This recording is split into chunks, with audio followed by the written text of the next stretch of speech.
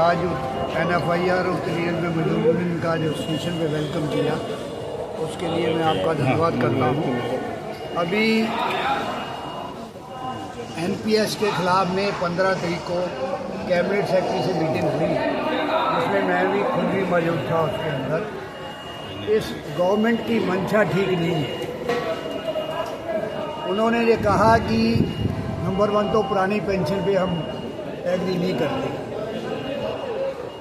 बाद में काफ़ी डेलिब्रेशन के साथ बहस के करने के बाद ये कहा कि ठीक है, नाम नहीं बदलेंगे, 12 महीने की एवरेज पे लेके उसका 50% वो देंगे। वो लास्ट पे ड्रान का जो है 50% होगा, जो पुराने लोगों को हम लोगों को मिला। लेकिन उसके साथ बहुत बड़ी बात ये है कि वो कह रहे हैं कि जो 10% पैसा कटता है, पुराने आदमियों को प्रोविडेंट के नाम से करता था, 100% प्रोविडेंट फंड मिलता था। नए आदमियों को 10% करता है, उसका PF नाम नहीं दिया है उन्होंने। और 14% गवर्नमेंट अभी डालती है। उसमें ये है कि रिटायरमेंट पे 60% वापस करेंगे, 40% गवर्नमेंट पेंशन के नाम से उसको रखेगी। उस पर भी ये कह रहे हैं कि अगर 50% आपने लेना है तो 100% उनको जो है गवर्नमेंट को रखना पड़ेगा। हम लोग उससे सहमत नहीं हुए। हमने कहा ये ठीक नहीं है। जो पहले चल रहा है तो 60% तो उनको वो खाली हाथ लेके अपने घर में जाएंगे, तो उनको 60% तो आप दो, 40% पेंशन के, लेकिन 50% होना चाहिए। इसी तरह उन्होंने सुझाव दिया कि 35 साल हम क्वालिफाइंग सर्विस मानेंगे। हमने कहा 35 साल नहीं, अभी जो चल रहा है 7वें पे कमीशन तक 20 साल क्वालिफाइंग सर्विस मांगा। तो नेगोशिएशन के बाद वो 25 साल पे आए। और मिनिमम पेंशन वो कह रहे थे कि 5,000 रुपया देंगे।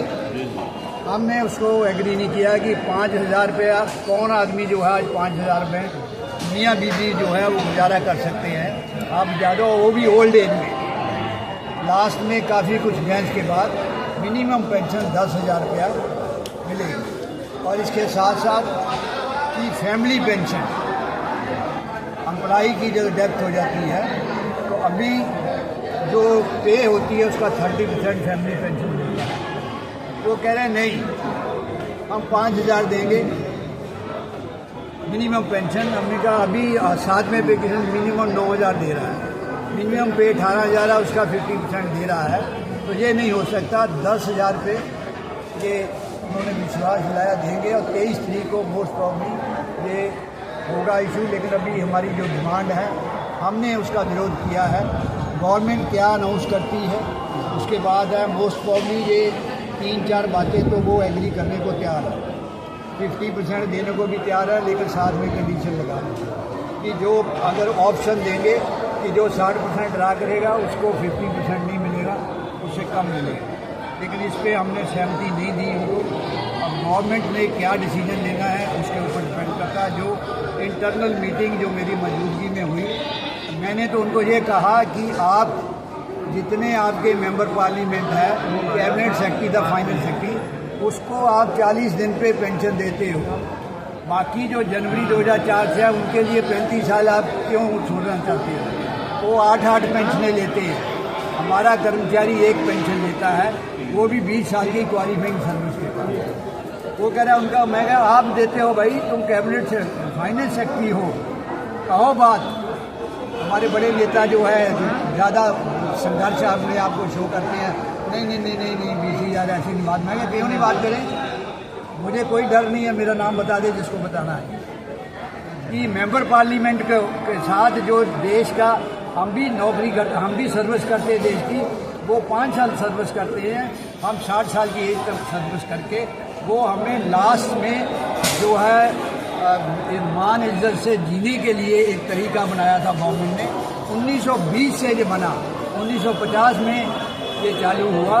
इसलिए ये गवर्नमेंट गलत कर रही है। फॉरेन कंट्री में ऐसा है, लेकिन फॉरेन कंट्री के अंदर हर चीज़ को बच्चों की जो है एजुकेशन फ्री है, वहाँ मेडिकल फैसिलिटी फ्री है। जो अगर टैक्स लेते हैं इस तरह के वो पेंशन देते हैं, सारे लाइबिलिटी गवर्नमेंट उसको टॉलरेट करती है। तमाम बातों को हुआ और आप पे कमीशन की बात भी हुई है कि पे कमीशन जो है बिठाया जाए। 10 साल हो गए हैं और उसको जांच फिर जैसे मेंबर पार्लियामेंट की राज्यसभा की पेंशन होती है, 5-5 आदमी बिठाए हुए हैं, फेडरेशनों को लेके बैठ के आप डिसाइड कर लो, क्योंकि आज जो महंगाई है वो इतनी बढ़ चुकी है, मिनिमम 32,000 रुपया पे होनी चाहिए। इन तमाम बातों को लेकर मीटिंग हुई है।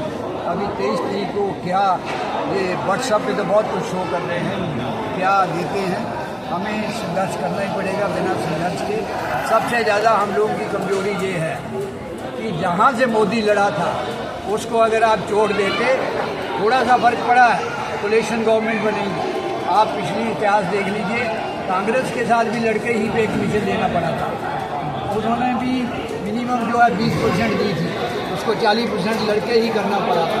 जब कोलिशन गवर्नमेंट आई है तभी कर्मचारियों को मिला है। किसी पार्टी को बहुमत से वोट नहीं देना चाहिए, कर्मचारी ही इनको वोट की चोट दे सकते हैं। थोड़ा फर्क पड़ा है, इनको डर है कि जो जिनका सहायता मिली है अगर पीछे हट जाएंगे तो गवर्नमेंट गिर जाएगी। इन फ्यूचर में भी इस बात का हमें ख्याल रखना चाहिए। हम हवा में बह जाते हैं और पीछे भागते हैं। जो कर्मचारियों की बात को सुने, जो ये नई पेंशन स्कीम को ख़त्म करे। कभी भी इतिहास के अंदर ये महंगाई भत्ता जो है कभी फ्रीज नहीं हुआ था। इस गवर्नमेंट ने कोरोना काल का नाम लेके 3 किस्तें हमारी जो है वो फ्रीज की हुई है। मेंबर पार्लियामेंट की कोई किस्त फ्रीज नहीं हुई है। तो इसलिए साथियों जो आगे